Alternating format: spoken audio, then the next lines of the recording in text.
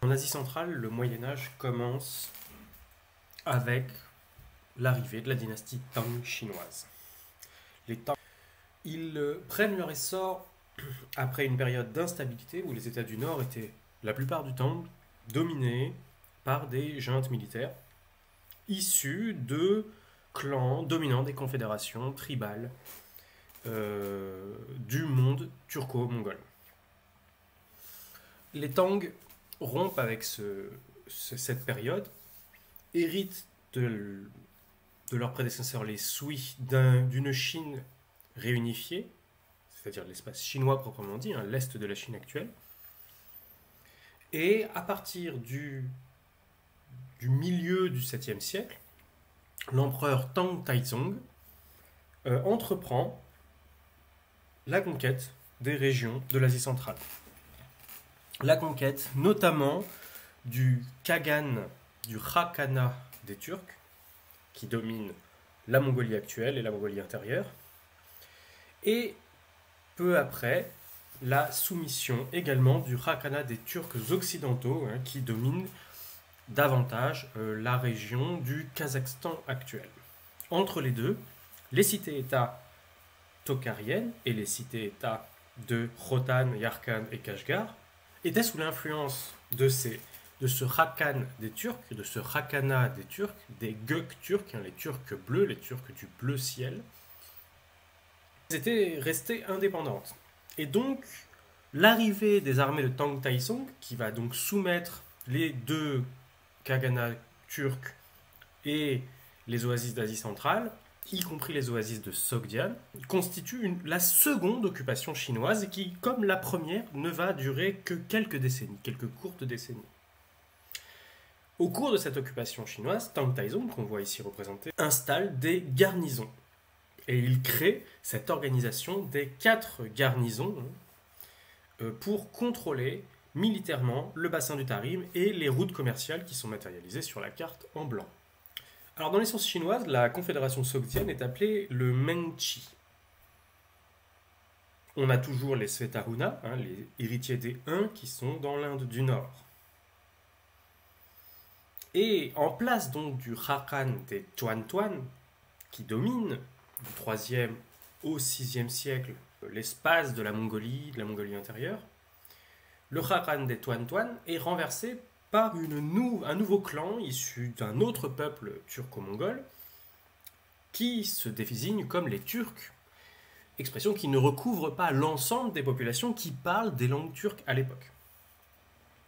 Et ce Khagan des Turcs, des Gök turcs, hein, fonde un empire qui, lorsqu'il est conquis par la dynastie Tang au 7e siècle, est appelé l'Anbei.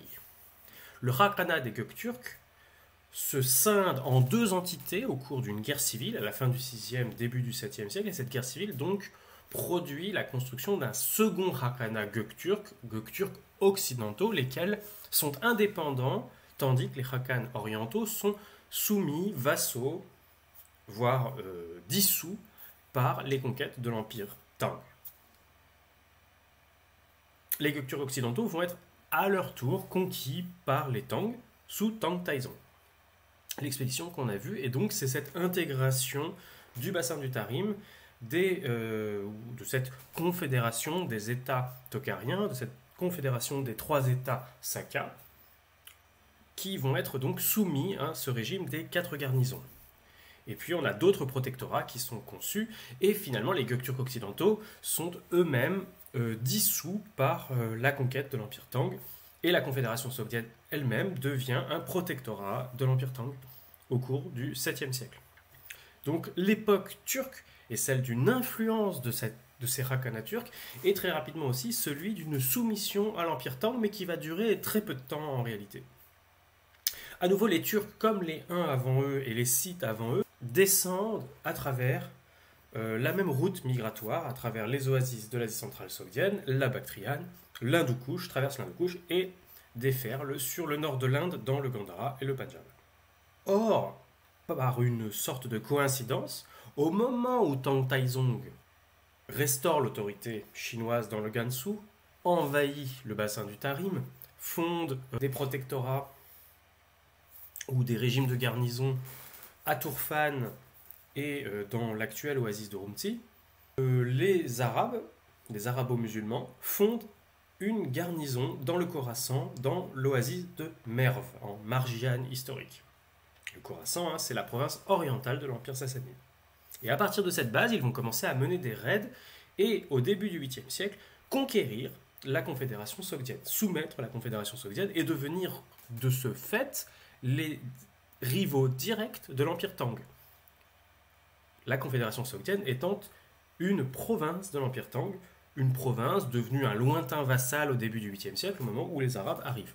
Et donc on arrive sur une confrontation entre ce Misr arabe du Khorasan et les 4 garnisons qui contrôlent le bassin du Tarim pour les Tang. Donc on voit ici la Confédération sogdienne intégrée comme un protectorat de l'Empire Tang et les principaux postes de garnison de l'Empire Tang et les directions d'expansion de cet Empire Tang au détriment des Gökturks, au détriment de l'indépendance de ces provinces, de ces cités-États, mais qui malgré tout continuent en fait leur vie sans être absolument sinisées. C'est un protectorat militaire, mais il n'y a aucune sinisation culturelle, à l'exception du Gansu. La vie, par exemple, à Khotan, dans l'ouest du bassin du Tarim, dans le sud-ouest du bassin du Tarim, au plus près des cols qui conduisent en Inde, la vie culturelle issue du monde gréco-bouddhique, la vie culturelle indo-bouddhique, continue à prospérer à Khotan. Et ici, on a l'œuvre d'un artiste khosanais dont on connaît le nom, qui s'appelle Vissa Irasanghe. Et Vissa Irasanghe, donc, représente sur ses fresques une divinité indienne à gauche, qu'on reconnaît à son teint bleu, à ses multiples bras, et une divinité ou un héros de la mythologie iranienne, le Rustam. Donc on a un Shiva à gauche, un dieu hindou à gauche, et on a un héros de la mythologie iranienne issu des contacts avec le monde partho-sassanide, avec le monde de l'Asie centrale sogdienne. Alors ici on voit une monnaie khotanaise. Donc on a le développement d'un système monétaire qui est assez tardif dans le bassin du Tarim, comme beaucoup de choses. Même si l'écriture est plus précoce sans doute qu'en Sogdiane, le système monétaire est peut-être un peu plus tardif. Il se développe au contact des systèmes bactriens et chinois, à la rencontre de ces 2 systèmes monétaires. Le bouddhisme donc continue à prospérer. Et ici on voit bien l'évolution du iconographique gréco-bactrien. Donc dans l'oasis de Khotan, aux alentours donc de la période qui précède immédiatement la conquête militaire des Tang au cours du 7e siècle, à l'époque donc de l'influence gökturk. À nouveau, l'influence gökturk, comme l'influence unique, n'est pas aussi sensible dans le bassin du Tarim que dans la région des oasis de Sogdiane, de Bactriane, qui vont être conquises par les arabo-musulmans au cours du 8e siècle. Et finalement, le Haqqana Gökturk, après une période de renaissance assez courte, en réalité au début du 8e siècle, va être supplanté par un nouveau Haqqana, lui aussi centré sur la Mongolie actuelle, le Haqqana des Ouïghours. C'est le nom du clan turcophone, mais qui ne se désigne pas lui-même comme turc. Turc, ça se réfère au clan qui domine le Haqqana Gökturk, mais qui parle une langue très proche de la langue que parlent les Gökturks. Et ce Haqqan des Ouïghours, ce clan, va donner son nom donc à une confédération nomade turcophone et à terme aux populations du bassin du Tarim. Mais à l'époque, les populations du bassin du Tarim ne sont pas ouïghours. Elles sont pour partie à l'ouest scythophones, iranophones, Saka, et pour l'essentiel tokhariennes, au centre et à l'est. Et c'est là que se développe le Haqqana des Ouïghours, et le Haqqana des Ouïghours va commencer à se déplacer vers le sud-ouest. Et au moment de son déplacement vers le sud-ouest, il entre en contact avec les flux d'idées qui arrivent d'Asie centrale, qui arrivent du monde iranien, notamment la religion manichéenne, qui est une religion syncrétique entre le bouddhisme, le zoroastrisme iranien et le judéo-christianisme. Donc une religion qui est typiquement issue de l'empire central de l'Œcumène, l'empire que réunit notamment le monde sassanide entre l'Inde et le Moyen-Orient. On a ici une représentation d'un Khakan ouïghour du 8e siècle, au moment de l'adoption de cette religion manichéenne comme religion d'État de cette confédération nomade. Voilà les reliquats de l'empire Tang en bleu à droite, les différentes forteresses reliquats de cette structure militaire fondée par Tang Taizong, mais les Tang ne contrôlent plus du tout l'Asie centrale au 8e siècle. Certes, les cités sogdiennes vont les appeler au secours contre les Arabes, mais ça restera sans lendemain jusqu'à la fameuse bataille de Talas, qui est la rencontre majeure entre l'Empire chinois et l'Empire arabo-musulman au lendemain de la révolution abbasside en 750-751. Donc le Misra arabe du Khorasan a réussi, à partir du 8e siècle, à conquérir l'ensemble de l'espace de l'Œcumène, l'ensemble de l'espace qui avait été auparavant achéménide, hellénistique, puis sassanide. Les Turcs continuent leur progression vers le sud, et comme auparavant les Huns, comme auparavant les Scythes, comme auparavant, ils descendent sur le Pendjab, et donc on voit l'organisation d'un système qui s'appelle les Turcs Shahis, et qui sont concentrés sur Kaboul. Et donc là, on a une petite entité de culture aristocratique turque, de religion bouddhiste qui se développe dans la zone de contact entre l'empire arabo-musulman et l'empire tibétain, qui est la principale puissance de l'époque. Alors il se trouve que le Tibet, lui aussi, est irrigué de culture bouddhiste, mais il est irrigué de culture bouddhiste 2 à 300 ans après le bassin du Tarim. Et l'organisation en une monarchie centralisée ne date que de la fin du 7e, début du 8e siècle.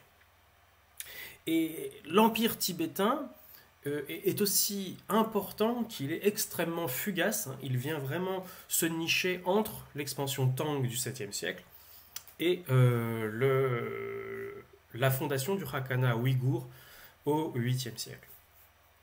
L'empire tibétain qui va donc adopter ce bouddhisme qui s'est développé dans le bassin du Tarim, issu de la culture gréco-bouddhique, issu de l'importation de cette culture indienne, et qui lui aussi, donc bien sûr, va utiliser le système graphique, l'alphabet indien, l'alphabet brahmi, pour transcrire la langue tibétaine à partir du 7e et du 8e siècle, donc 300 ans à 400 ans après les Tokhariens et les Sakas du bassin du Tarim.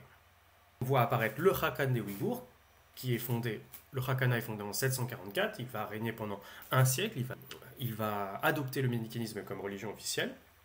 Et on voit donc dans les mêmes couleurs jaunes les autres confédérations turques, ou issues du Khakanat des Göktürk occidentaux, les 9 Oruz, les Tokhuzruz, les Karlouk, dont on va reparler, les Turgesh, qui sont la principale menace pour l'État omeyyade aux premières moitiés du 8e siècle, les Oruz, dont on reparlera brièvement, puisqu'ils vont fonder l'empire seldjoukide, qui va à nouveau réunifier l'Œcumène au XIe siècle.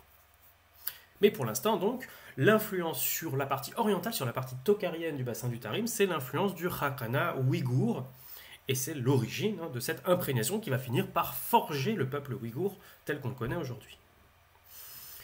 Donc on a une nouvelle opération de maintien de l'ordre chinoise qui va aboutir à la bataille de Talas en 751, et puis ce développement de cette civilisation ouïghour, et notamment dans la région de Turfan, une région donc tokharienne, une région qui est en dehors du bassin du Tarim proprement dit, dans la dépression de Turfan. On a la rencontre entre des Ouïghours qui se sédentarisent et la population tokharienne locale, dans un contexte bouddhiste, en dépit du fait que l'élite ouïghour est officiellement manichéenne. Donc on voit ici un élément aussi, une inscription sur une fresque accompagnant des princesses et des princes ouïghours. On a cette inscription qui est écrite de haut en bas, comme dans le système chinois, mais aussi comme dans le système en réalité syriaque épigraphique. Donc un système d'écriture ouïghour qui est un emprunt au système sogdien, qui était lui-même un emprunt au système pahlavi, sassanide, partho-sassanide, qui était lui-même un dérivé cursif de l'araméen. Et donc l'écriture ouïghour va continuer à prospérer, et elle va être ensuite empruntée par les Mongols à l'époque de Gengis Khan au XIIIe siècle, et finalement empruntée par les Mandchous au XVIIe siècle pour transcrire donc le mandchou. Et donc cette écriture continue à être empruntée, à être utilisée aujourd'hui en Mongolie intérieure chinoise et en Mandchourie chinoise. Donc voici d'autres éléments, cette fois-ci avec des inscriptions en alphabet brahmi. Donc à nouveau, on retrouve notre Bouddha nimbé dans une mandorle, et on voit un certain nombre de personnages, de pèlerins, qui ont un type physique typiquement tokharien ou sogdien, Donc on reste dans cet environnement culturel, hein, mêlé donc de culture indienne, hindouiste, et puis avec malgré tout le fait que le bouddhisme est arrivé en Chine à cette époque-là. Et donc le bouddhisme est arrivé essentiellement par la route du Tarim. Le bouddhisme est arrivé par sa mutation gréco-bouddhique en Asie centrale et par sa mutation dans le bassin du Tarim, dans l'actuel Xinjiang ouïghour. Le bouddhisme n'est pas une religion chinoise, c'est au contraire une religion indienne passée par la Sérindie, hein, par cet espace entre Inde et Chine, et ensuite arrivée en Chine. Bouddha, on retrouve des donateurs, hein, qui sont probablement des Sogdiens, des commerçants, des diplomates. Donc c'est qu'il y avait aussi énormément de mercenaires Sogdiens en Chine. Et là, on a la représentation donc d'un brahman indien. Les traces du culte manichéen, hein, de la religion officielle de l'Empire ouïghour, sont beaucoup plus rares, malheureusement. Donc on a éventuellement cette fresque, hein, qui représente une petite partie du culte. Même si on a d'autres représentations de la noblesse ouïghour avec ces inscriptions en graphie ouïghour, hein. Et puis on a bien sûr l'arrivée aussi du christianisme.